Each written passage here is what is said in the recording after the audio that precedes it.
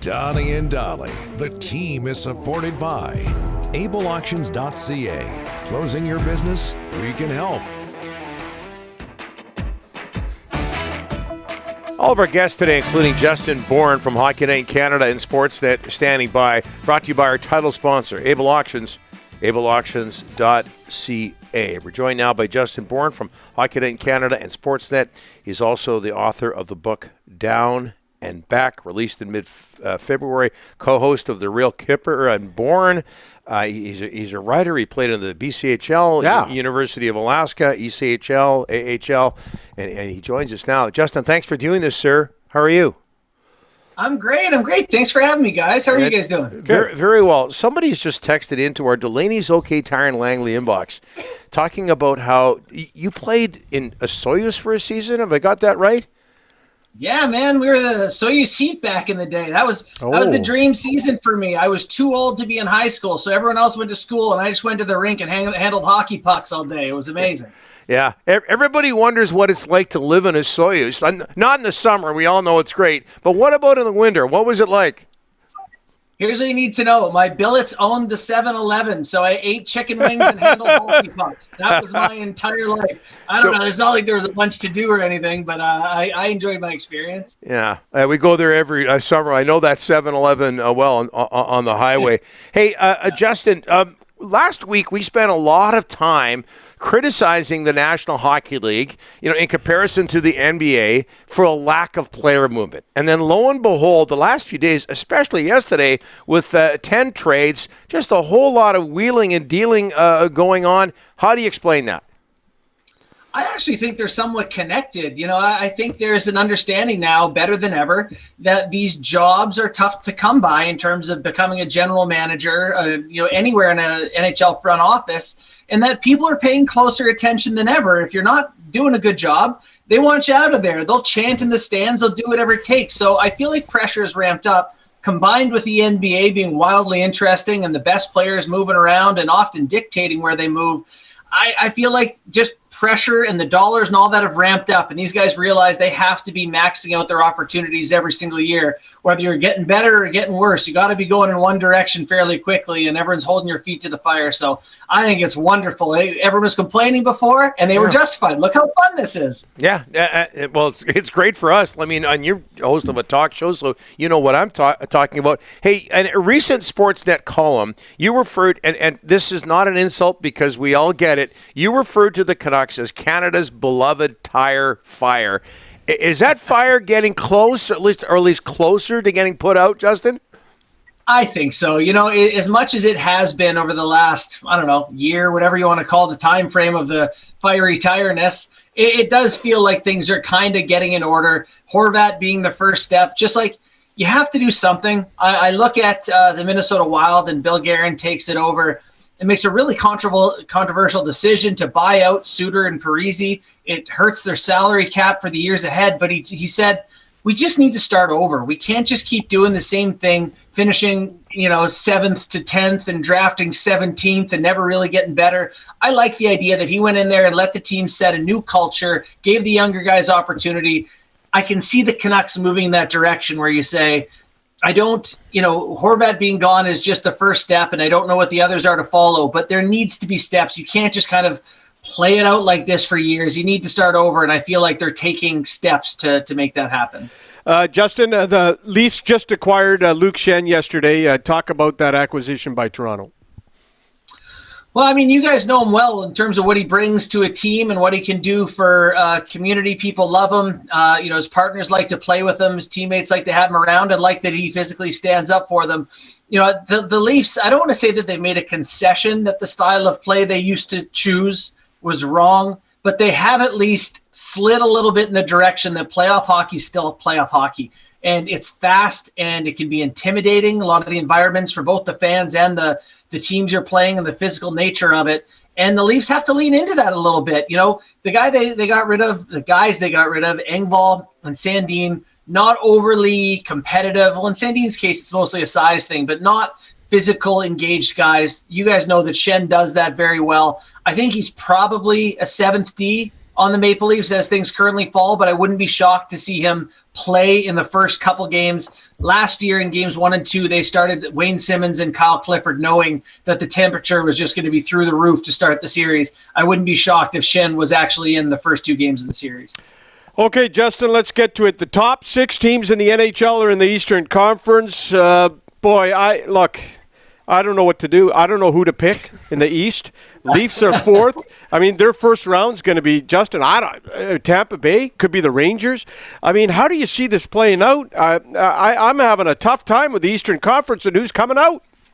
I know. I saw some analytical model had the chances of the Stanley Cup coming out of the East at 70%, but I think that gets it backwards. I think it doesn't get it right because it's going to be absolute war on that side. And you guys have seen it play out a million times where 2 great teams go at it.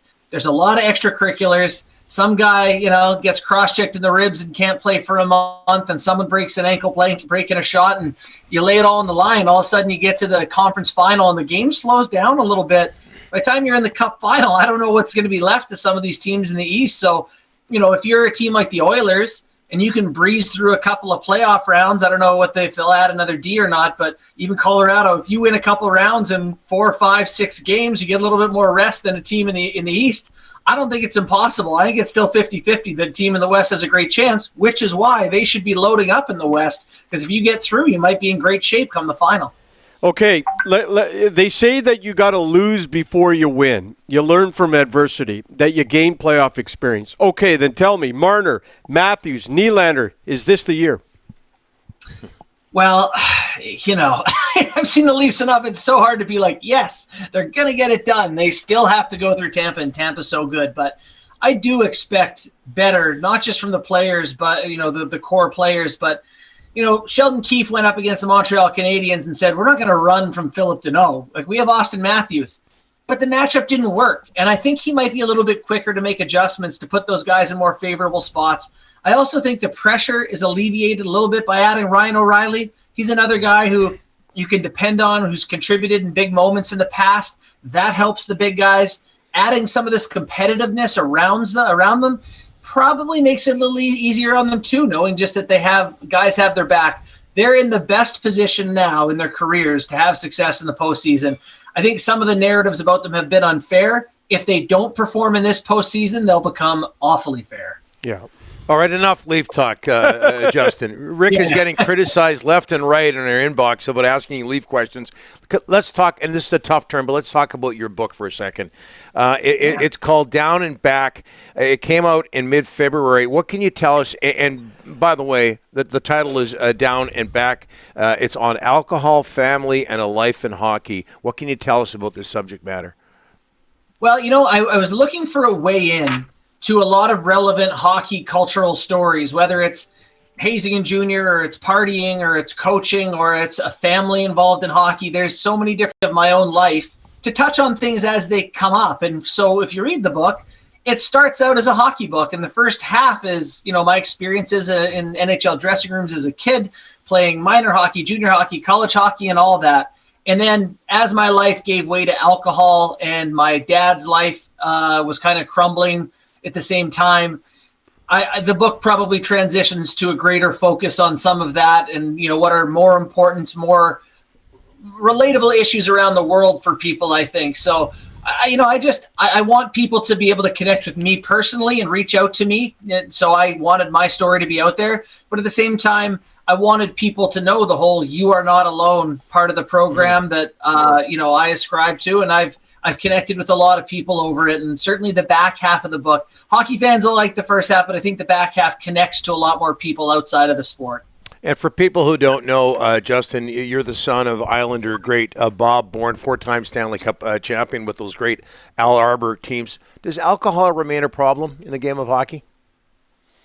I'm not sure that it's any worse in hockey than it is for lawyers or for ironworkers or for any other walk of life necessarily. But the way that hockey works is, we're prone to machismo and excess, and there's not a ton of times to go out in hockey because you are so busy. So when you do, it's like, did you see this guy? He drank 20 beers the other night. What a hero, So your exposure to drinking at an early age is kind of no drinking, funneling beers until 3 a.m, no drinking, shotgunning beers at breakfast. Like it's a terrible pattern. Mm-hmm. So I think the culture lends itself to, not using alcohol in a healthy way and just establishing an unhealthy relationship with it. I believe that I would be an alcoholic had I chosen any other walk of life, and hockey has been there to support me when I was ready to get better. I don't think hockey helped me as a player because of what I'm talking about, but I certainly don't blame the sport for, my own situation or my family's. And where are you now with that, Justin? 4 years sober now. I got sober in January of 2019. For a while now, I feel like I've been able to be a reliable person. That's one of the things about being an alcoholic is lying to people and isolating and being flaky, making plans and bailing. And I feel now that I'm able to show up. And that is such a big part of life, is showing up for people, showing up for your responsibilities, your family, even my employer and all those other things in my life. So I feel in a much better place. I'm happy and fulfilled and all that. And I couldn't have any of that without my sobriety, which has to come first. Well said, Justin, and I'm sure you're helping people with this conversations like this, and certainly your book. Again, it's called Down and Back. We got to get you back on, my friend. That was just great, and we love your work on Hockey in Canada and Sportsnet as well. Well, loved it. Thanks so much for having me, guys, and absolutely anytime. You bet. Thanks, Justin. Justin Bourne, NHL analyst, Sportsnet Hockey in Canada. Again, the book Down and Back.